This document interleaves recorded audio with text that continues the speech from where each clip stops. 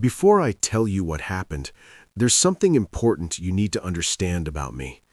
I don't hear the world the way most people do. My hearing has been damaged for years, enough that sounds arrive late, distorted, or sometimes not at all. Because of that, I rely on sight, on patterns, on behavior. I watch more than I listen. And maybe that's why what happened to me still haunts me, because even with all that watching, I still missed something. This happened about a year ago. The holidays had just ended, the decorations were coming down, the family visits were over, and life was slowly returning to its quiet routine. I live in a small suburban neighborhood, the kind where everyone knows each other's faces. Behind the last row of houses, the land gives way to dense forest, miles of trees stretching into southern Quebec. It's usually peaceful. Too peaceful. I own a dog named Monty. He's a powerful mix, Rottweiler and Husky, broad chest, sharp eyes, and instincts I've learned to trust more than my own. During winter, taking him into the forest trails was part of our routine. The paths were easy, well-worn, and familiar. I'd walked them dozens of times before. That afternoon felt no different. I'd eaten a late lunch and decided to burn off the calories with a walk. Snow had fallen overnight, covering the forest in a clean white blanket. The air was sharp and cold, the kind that stings your lungs but makes you feel alive. As soon as we reached the trail entrance, Monty became excited, pulling forward, muscles tight with anticipation. I unclipped his leash and let him run. The snow told stories: boot prints, paw marks, yellow stains where other dogs had already claimed their territory. Most people walked early because the sun set before 5, so I didn't expect to see anyone out there. For the first 30 minutes, everything felt normal. Then we reached a fork in the trail. One path was packed down from use, the other was untouched, smooth, perfect snow, like it had been waiting. On a whim, I chose the untouched trail. I knew these woods well enough not to worry about getting lost. That decision would replay in my head 1,000 times later. The trail opened into a clearing. I stopped, breathing in the silence. I had recently been gifted a pair of binoculars, and I decided to test them out, scanning the tree line for birds. That's when I saw something strange. Near the far edge of the clearing, partially hidden among the trees, was a splash of blue. I focused the binoculars. A tarp. Not just a tarp, but what looked like a makeshift shelter beneath it. My curiosity flared, but the light was fading fast. Shadows stretched longer between the trees. I reminded myself that this wasn't my business. I lowered the binoculars, called Monty back, and turned around. That's when his behavior changed. Instead of running ahead, Monty slowed down. His head stayed low, nose close to the snow. He sniffed constantly, stopping, starting, circling back. He was tracking something. I followed his gaze and noticed the footprints. They were big, bigger than mine by far. I stepped next to one, comparing sizes. The print swallowed half my boot. Worse, they weren't consistent. Different tread patterns, different strides. Whoever left those prints weren't just passing through. And there was only one way in and out of that trail. Meaning, whoever left those prints had crossed paths with me. I told myself the logical explanation. They must have passed while I was distracted with the binoculars. I hadn't heard them, but that wasn't unusual for me. Still, unease settled in my stomach. The forest darkened quickly. Monty suddenly stopped and barked, sharp, aggressive, facing behind us. I turned. He was there. A man stood less than a meter away. He was tall, unnaturally tall, at least 6'4". He wore coal-black snow pants and a white camouflage jacket that blended into the forest. His hands were buried deep in his pockets. He wasn't moving. I tried to read his lips, but the light was too low. I couldn't tell if he was speaking. I didn't recognize him from the neighborhood. He didn't look lost. He looked like he had been waiting. I gestured awkwardly, pointing to my ear, trying to explain that I couldn't hear well and that I needed to leave. He didn't react. No nod, no step back, just stillness. Monty growled low in his throat. I backed away slowly, keeping my eyes on the man, my hand gripping Monty's collar. When I turned forward again, I didn't look back. I should have. I made it home around 4:30 p.m. Night swallowed the neighborhood. I followed my usual routine, forcing myself to believe the encounter meant nothing. That belief didn't last, because at 3 in the morning, Monty woke me up, and the forest wasn't done with me yet. Monty licking my hand wasn't unusual. That was how he woke me every morning before work. Gentle at first, then persistent. But when my eyes opened and I checked my phone, confusion hit me instantly. 3:07 a.m. The room was dark, silent, and heavy. Monty shouldn't have been waking me up. He shouldn't even have been awake. I noticed the message on my phone before the fear set in. "Hey, are you okay? Your dog has been barking for a while now." It was from my neighbor, sent just minutes earlier. My stomach tightened. I slowly sat up and scanned the room. Monty wasn't there. That's when I realized something else. Through the thick quiet of the house, I could feel vibration. Not sound, but movement. Something rhythmic, repetitive. Monty was barking. Downstairs. I stood up, my legs stiff with sleep, and made my way down the steps. Every stair creaked under my weight, each one feeling louder than it should have. I reached the bottom and saw him. Monty stood at the glass patio door. His body was rigid, hackles raised, teeth bared. He wasn't barking randomly. He was barking at something. I moved closer, rubbing my eyes, trying to force my vision to focus. Outside, the backyard was covered in moonlit snow, glowing faintly blue under the night sky. At first, I didn't see anything wrong. Then, I noticed the footprints. They came from the tree line. Large, deep, purposeful. Each step pressed hard into the snow, leading straight across my yard, straight toward the patio door. And then, they stopped, right in front of the glass. My breath caught in my throat. I followed the trail with my eyes again, hoping, praying that exhaustion was playing tricks on me. But the prints were real, too real. Whoever it made them hadn't wandered. They had approached and stood there. I leaned closer to the glass, heart pounding so hard I could feel it in my neck. Monty growled low, his entire body vibrating with warning. His eyes never left the darkness beyond the door. That's when I saw movement, just beyond the reflection of my own face. A shape, tall, still. My brain refused to process it at first. I stared, trying to separate reality from shadow. Slowly, horrifyingly, the shape became clearer. A man stood just outside the reach of the porch light. The same white camouflage jacket, the same unnatural height, hands buried deep in his pockets. He was facing the door, facing me. I couldn't hear him. I didn't know if he was breathing, speaking, smiling. His face was hidden in darkness, but I knew, deep in my bones, that he was looking straight at me. I staggered backward, nearly tripping over a chair. Monty barked louder, throwing himself against the glass, claws scraping. The man didn't react. He didn't flinch, didn't move. Seconds stretched into eternity. My mind raced through options. Call the police, turn on the lights, scream. But fear locked me in place. I didn't want to draw attention. I didn't want him to know how scared I was. Finally, I reached for the light switch.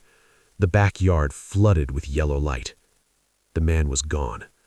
I rushed to the door, scanning the yard wildly. The footprints were still there, crisp and undeniable, but the space where he'd been standing was empty. No movement, no sound, just snow and silence. Monty continued barking, spinning in frantic circles, nose pressed to the glass. I forced myself to breathe and locked the door, then checked every window in the house. Nothing. No broken locks. No forced entry.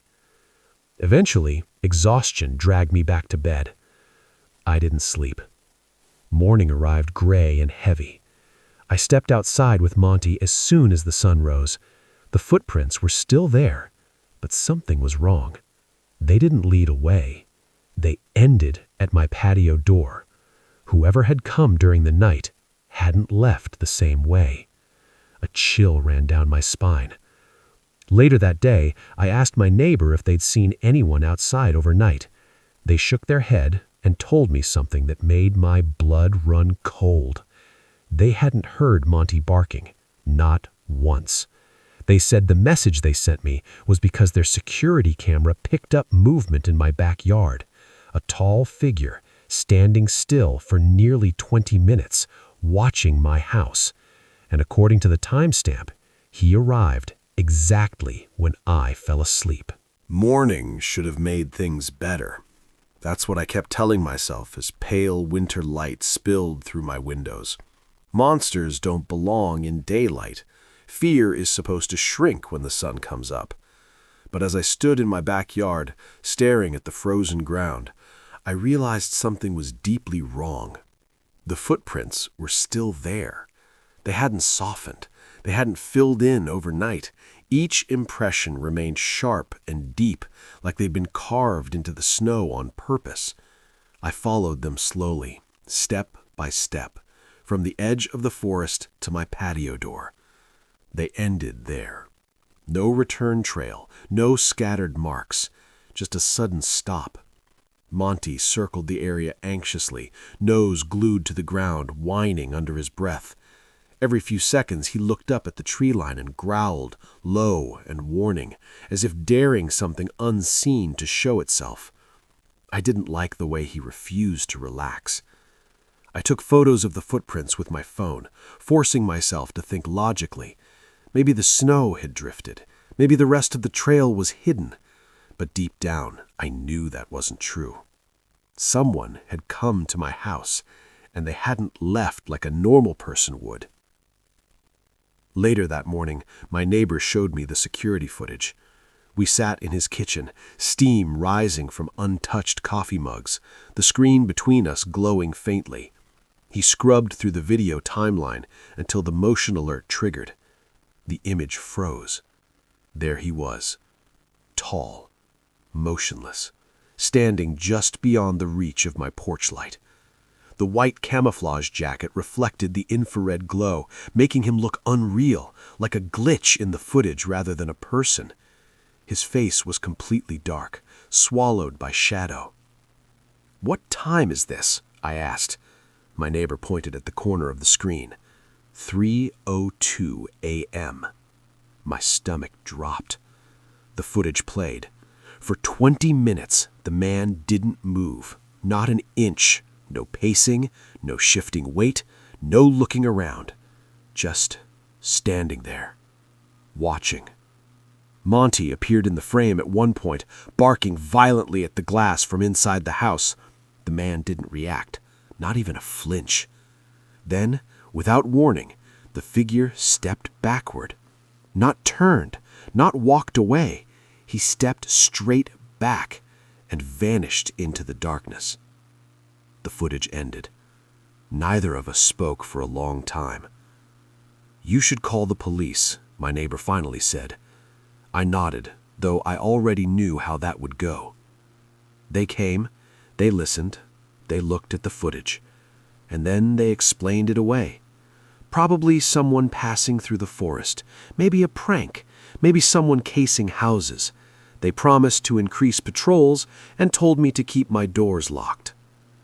They didn't see what I saw. They didn't notice that the man never blinked, never shifted, never breathed. That afternoon, I tried to return to normal. I took Monty for a shorter walk, staying close to the neighborhood. Cars passed, kids played in the distance. Life continued, indifferent to my fear. But Monty never stopped watching the trees. That night, I barely slept, and just before dawn, something else happened. Monty growled. Not barking this time, not frantic, focused. I opened my eyes slowly and felt it immediately, the pressure, the sense of being observed. I stayed perfectly still, listening with what little hearing I had, watching the door. Then I saw it. The doorknob. It moved, just slightly. Monty stood between me and the door, muscles coiled, teeth bared, eyes locked forward. He didn't charge, he didn't bark. He waited. The knob twisted again. I grabbed my phone with shaking hands and turned on the camera, pointing it toward the door. I didn't know why. Maybe part of me needed proof. The handle stopped moving. Silence. Minutes passed.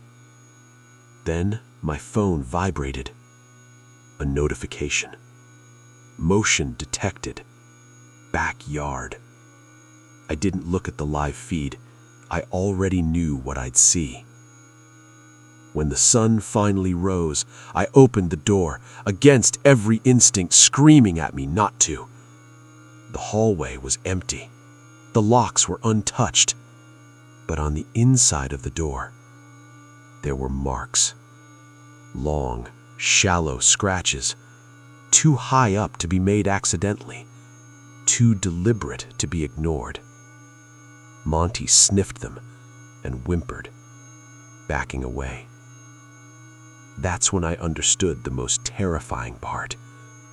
The man wasn't trying to break in. He was testing, learning. And whatever he was getting. I told myself I wouldn't go back into the forest. After the scratches on the door, after the footage, after the way Monty refused to sleep unless he was pressed against my legs, eyes fixed on the hallway.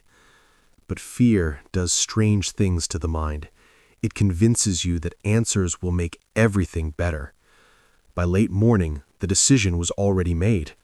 I packed lightly, phone fully charged, a small flashlight, and Monty's leash clipped tight this time. The sky was overcast, thick gray clouds pressing low, muting the world. The forest edge looked darker than usual, like it was absorbing the light instead of reflecting it. Monty didn't want to go. He planted his paws at the trail entrance, muscles stiff, ears pinned back. I had never seen him hesitate like that before. I crouched beside him, scratching his neck, whispering reassurance I didn't fully believe myself. Eventually, he followed. The forest was quiet. Too quiet. No birds, no distant wind. Even the snow beneath our boots seemed to muffle itself. Every step felt intrusive, like we were trespassing somewhere we didn't belong. As we moved deeper, Monty's behavior changed again. He kept glancing behind us, nose twitching, stopping often to sniff the air rather than the ground. He wasn't tracking footsteps. He was sensing presence. The clearing came into view faster than I expected, and the blue tarp was still there. Up close, the shelter looked worse than it had from a distance. Torn plastic sheets were tied to branches with dirty rope. Snow had collapsed part of the structure, revealing what lay beneath. Personal belongings, a stained sleeping bag, empty food cans, a pair of boots. They were massive. I felt my chest tighten. I moved closer, heart pounding, every instinct screaming at me to turn around. Monty let out a low, constant growl, his body positioned slightly in front of mine. Then I noticed something that made my skin crawl. There were marks in the snow around the shelter. Not footprints, drag marks, long, uneven lines leading away from the tarp, disappearing deeper into the forest. I raised my phone and started recording. My hands shook so badly the image blurred, but I didn't stop. If something happened, I wanted evidence. That's when I saw the wall. One of the trees behind the shelter had been carved into. Deep gouges ran vertically down the bark, far higher than my reach. Symbols, or what looked like symbols, had been scratched into the wood. They weren't random. They repeated. I didn't recognize them, but Monty did. He snapped. Not barking, not growling. He lunged, straight toward the trees. I barely managed to hold onto the leash as he pulled with terrifying strength, snarling at something I couldn't see. Leaves rustled violently ahead of us, branches shaking as if something large had just moved through them. Then came the smell. Rotten, metallic, like old blood. My vision tunneled.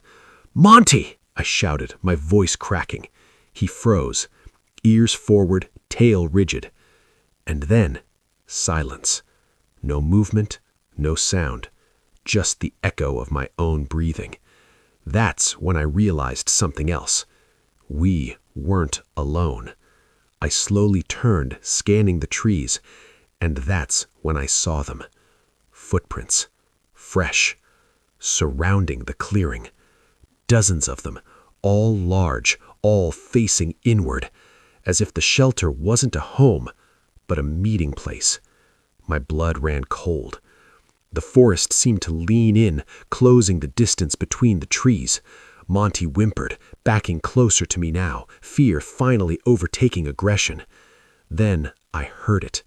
Not clearly, not with my ears, but with my bones. A vibration. Heavy footsteps. Coming closer. I didn't think. I ran. I dragged Monty with me, crashing through branches, slipping on snow, lungs burning as panic took over.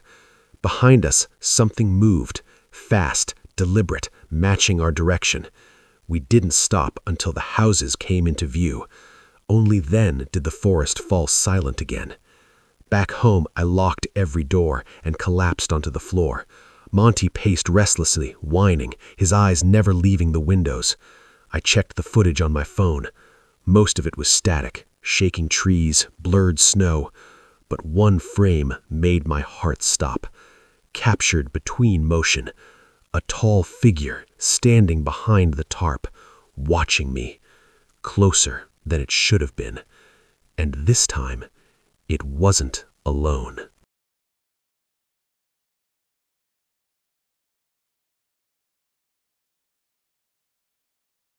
I watched the footage over and over again, frame by frame, second by second.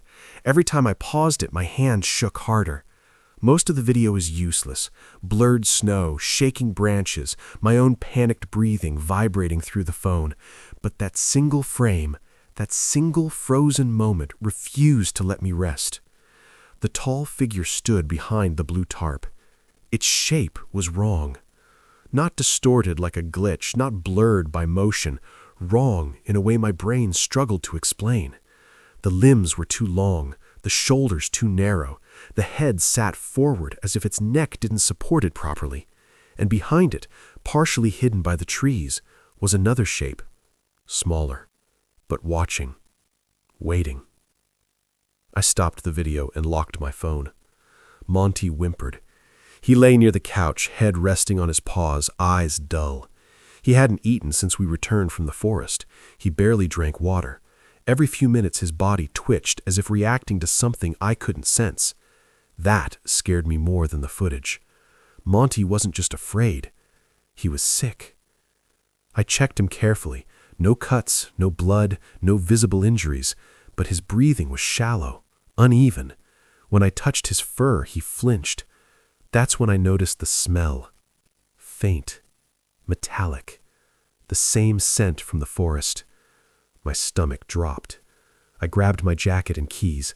The vet clinic was only 10 minutes away, but those 10 minutes felt endless.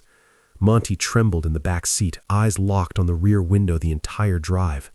I didn't look. I didn't want to know if something was following us. The vet didn't find much.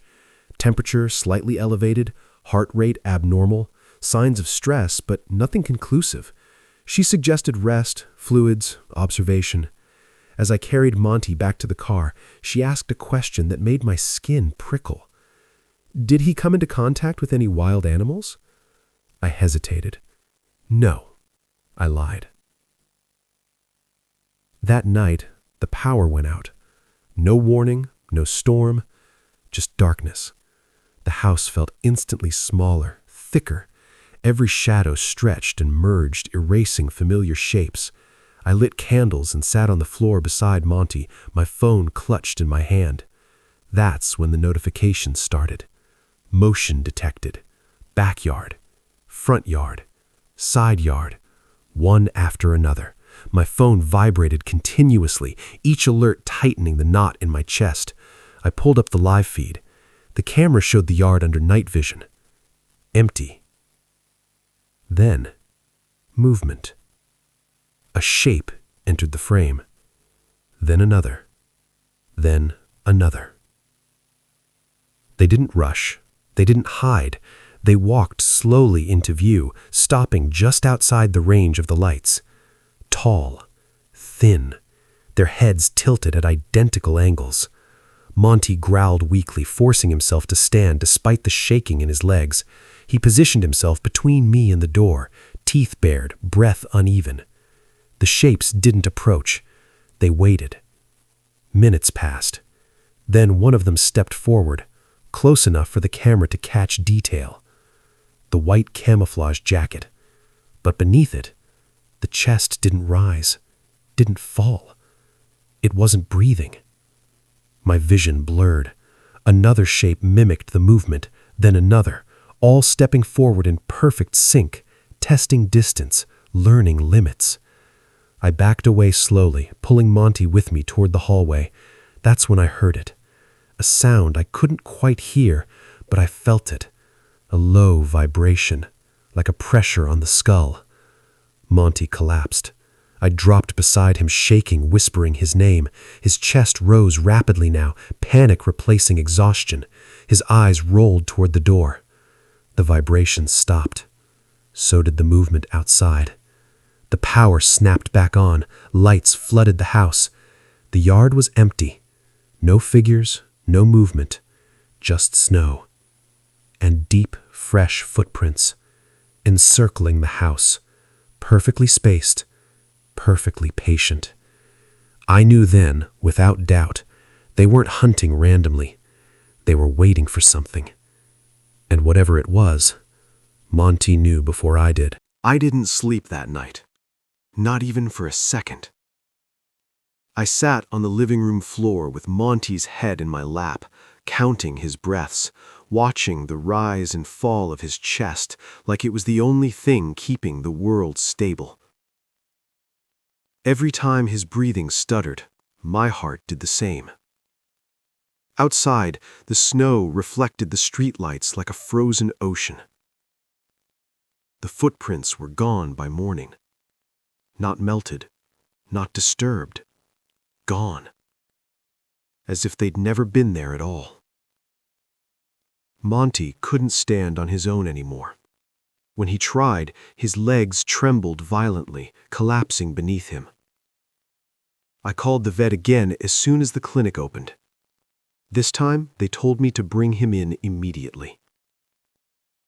On the drive, something strange happened. The radio turned on by itself. Static filled the car, loud enough that I could feel it buzzing through the steering wheel. I tried to turn it off. The buttons didn't respond. Then the static stopped. A voice came through. Not spoken, not heard, felt.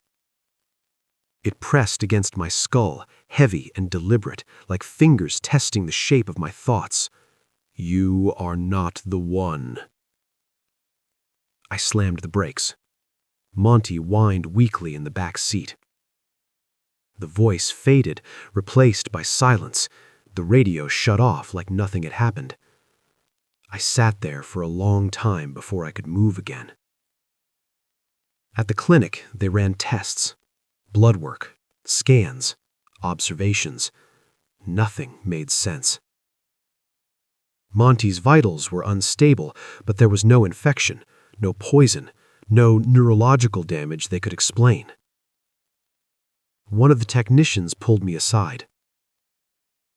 Has he been exposed to unusual stimuli? She asked carefully. I stared at her. What kind of stimuli? She hesitated. Low-frequency vibrations, infrasound, things animals pick up before humans do. That word echoed in my mind. Vibrations, pressure, the sound I couldn't hear. I took Monty home with medication that didn't feel like it would help. That afternoon, a government vehicle parked across the street. Unmarked, no logos. 2 people stepped out. 1 man, 1 woman, both dressed too plainly, too deliberately. They didn't knock. They already knew I was there. Inside, they asked questions that felt rehearsed, about the forest, about the shelter, about the footage. When I asked how they knew, the woman finally looked directly at Monty. "Your dog reacted first," she said. That's when the truth settled in. They weren't here for me. They were here because of him. That night, Monty lifted his head for the first time in hours. His ears twitched, his eyes locked onto the front door. Then he growled, not in fear, in recognition. And inside my skull, that same pressure returned. Closer now, curious, learning how to speak.